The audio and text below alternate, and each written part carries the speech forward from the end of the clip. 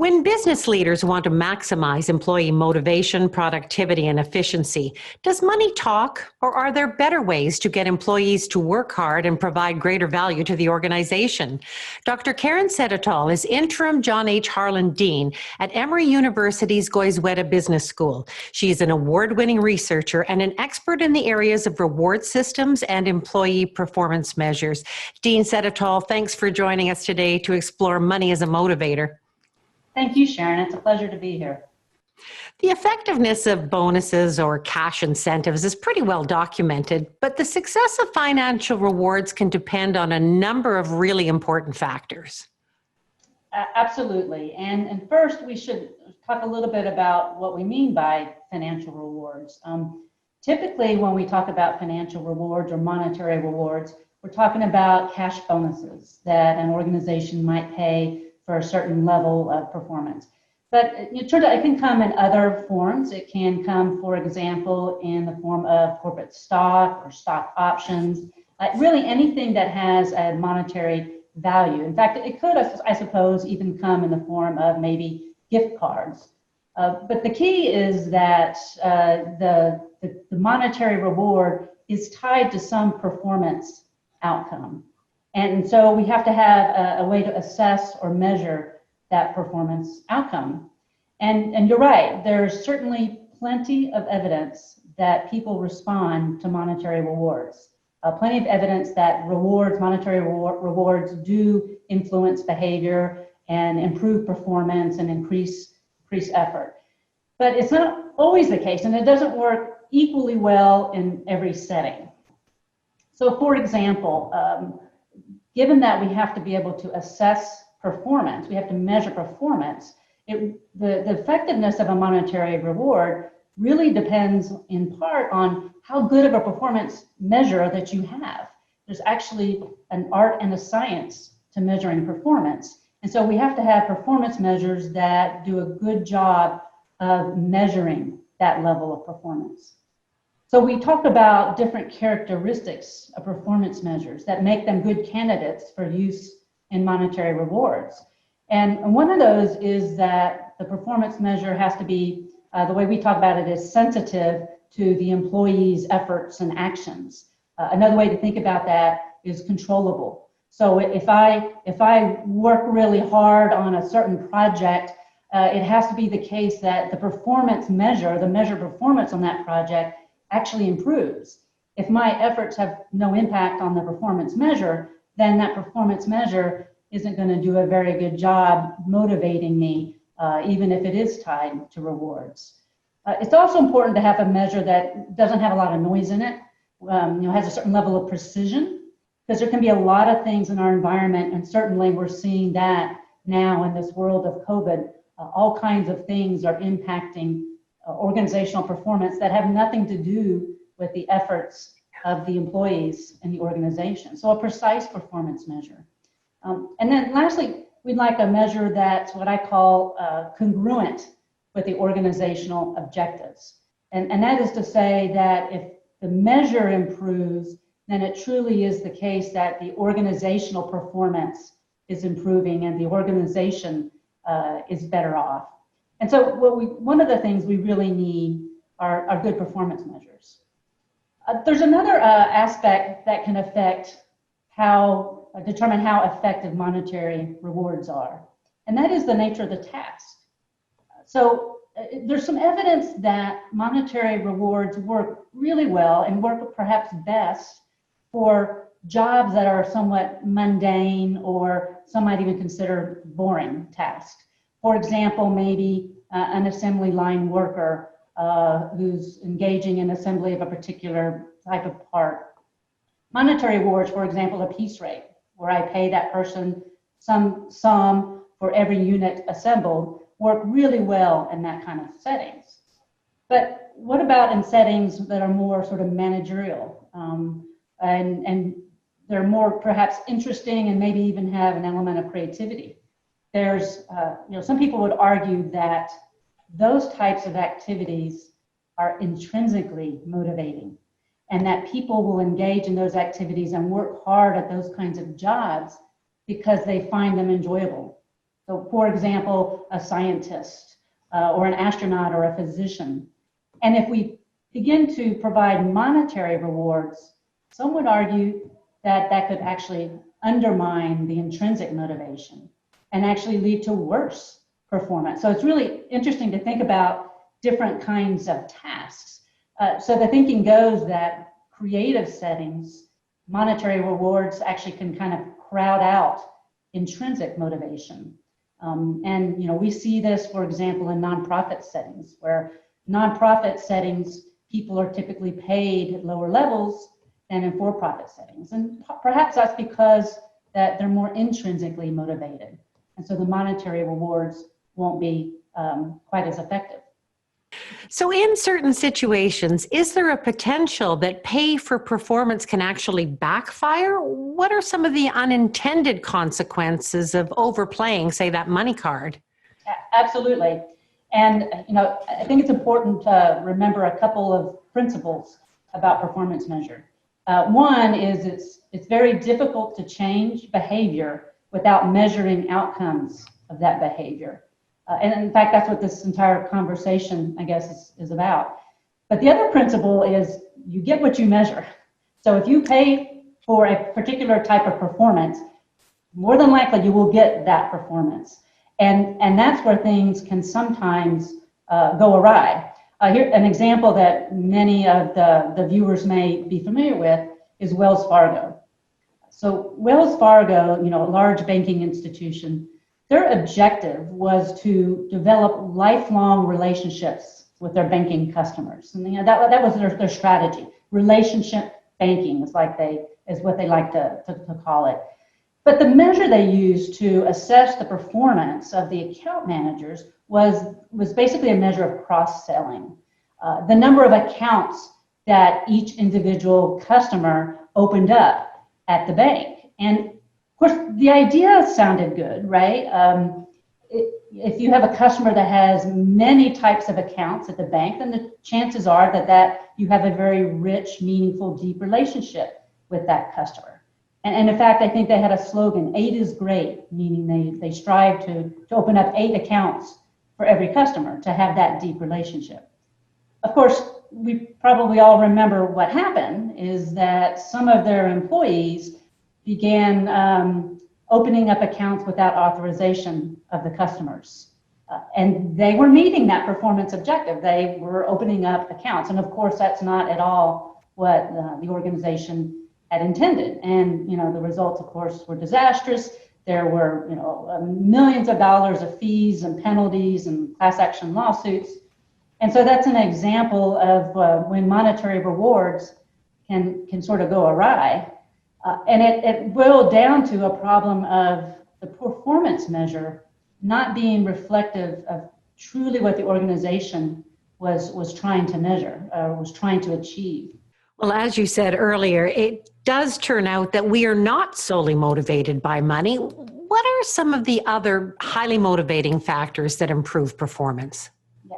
So as we've already talked about, a lot of people are intrinsically motivated to do certain kinds of jobs that they find very interesting.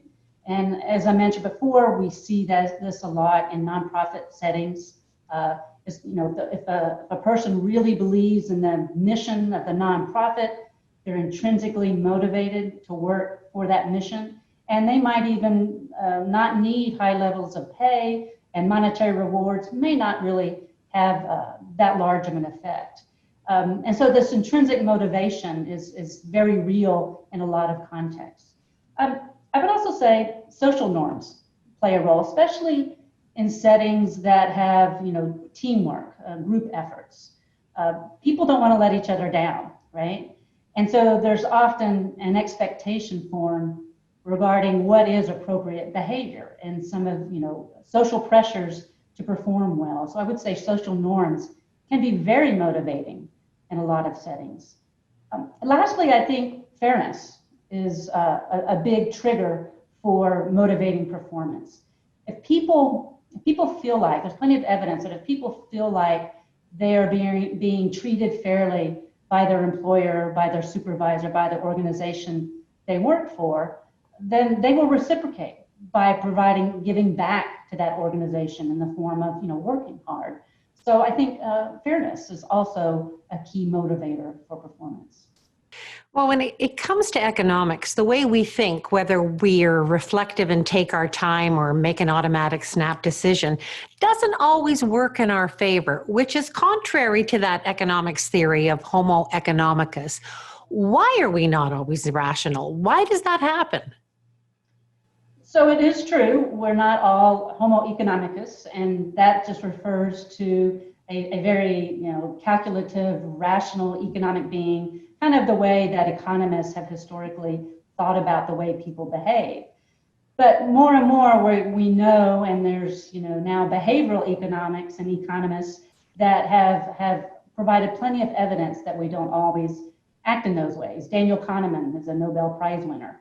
And I think what you're referring to is the reflective and automatic systems comes out of his book, Thinking Fast and Slow. So we have the reflective way of thinking. That's the very calculative, analytic, very deliberate, intentional. It's probably, Sharon, what you would do if you were buying a house, or if somebody might engage in this kind of thinking if they're deciding what university to go to. But it's slow, and we don't always have time to engage in that kind of thinking. And so that's when the automatic system kicks in, which is very subconscious, very instinctive, but very fast, very quick.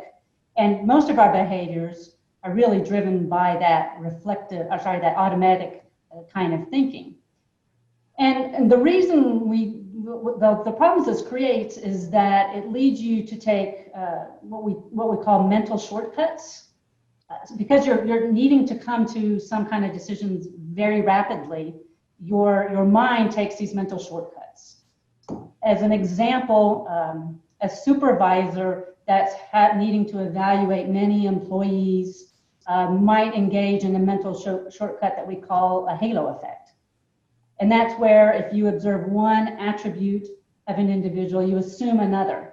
So I might think somebody's very attractive, and so I therefore also think they're very smart or very good at their job. So that's an example of one of these mental shortcuts that as humans we engage in almost by necessity, because a lot of our decision making needs to happen in a very sort of automatic, rapid way. So time will tell, but the pandemic and the current economic outlook, are they more likely to see a greater response to financial rewards moving forward? Or are changing priorities creating a greater demand for things like time off or maybe even enhanced benefits? That's a really interesting question.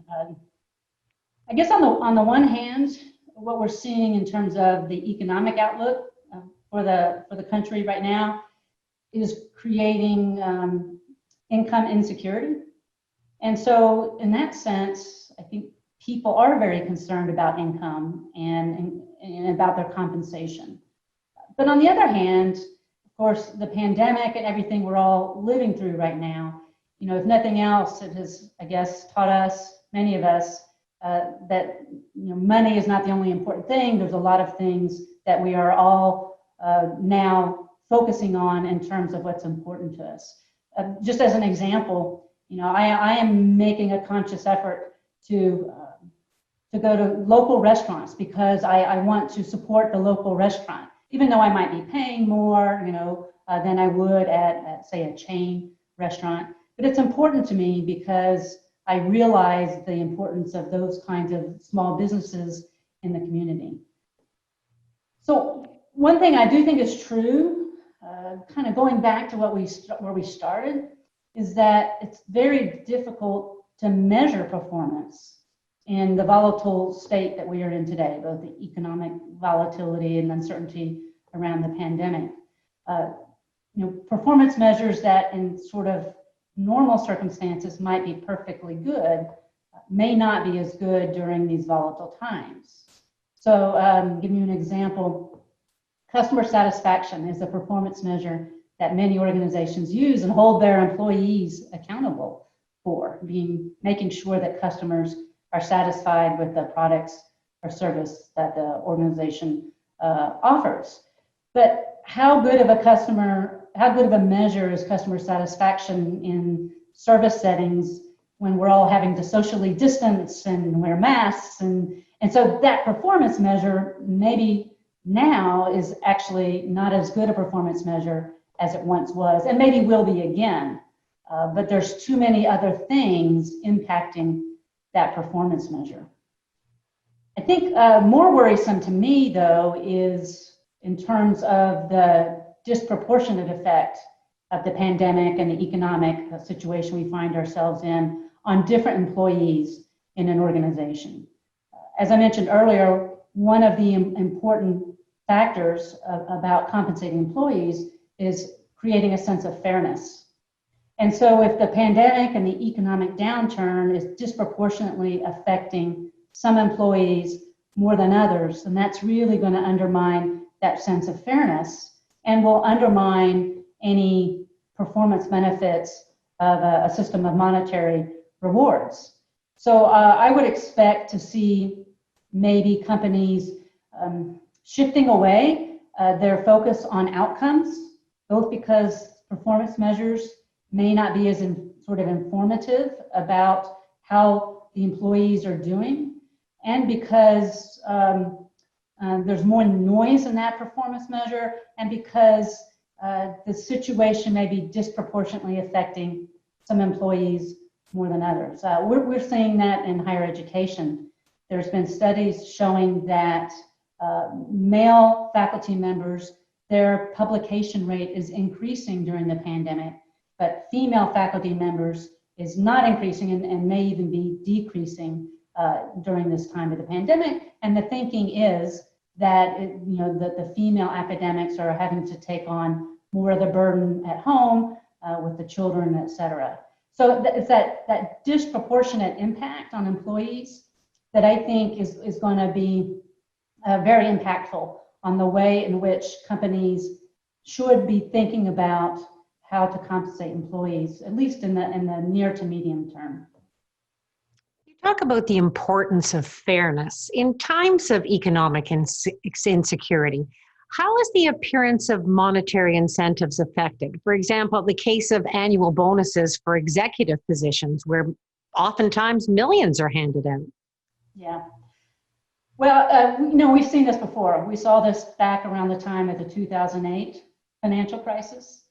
And there was evidence that Wall Street executives still walked away with, as you mentioned, millions in executive bonuses, when rank and file employees and many people in our country and across the world were financially, significantly financially hurt by that crisis. And I would say that the general public and the rank and file workforce, I think, is disturbed by those types of inequities. It really did exacerbate inequities. And we've been seeing, a focus on inequity in the workplace increasing over the current years. The pay disparity between the highest people and the highest levels of the organization down to the people at the lowest levels of the organization. There's just been an incredible, intense scrutiny of those kinds of pay practices. And so I think it's going to be important for organizations to be very mindful of that phenomenon again in this time of health and economic crisis. I think again we could see that pay inequity being exacerbated, and we're seeing many individuals in large corporations are maybe doing pretty well, but other individuals in smaller organizations, small companies, are really struggling financially. And if there's one thing we do know is that pay inequity can be very harmful, long-term harmful, both within an organization and actually within a society at large. And so those are the things that I'm particularly concerned about as we move forward out of this pandemic and out of this financial crisis. Definitely lots to think about there. Dean Sedatole, thank you so much for sharing your expertise with NewsPoint360 today. Thank you, Sharon. It was my pleasure.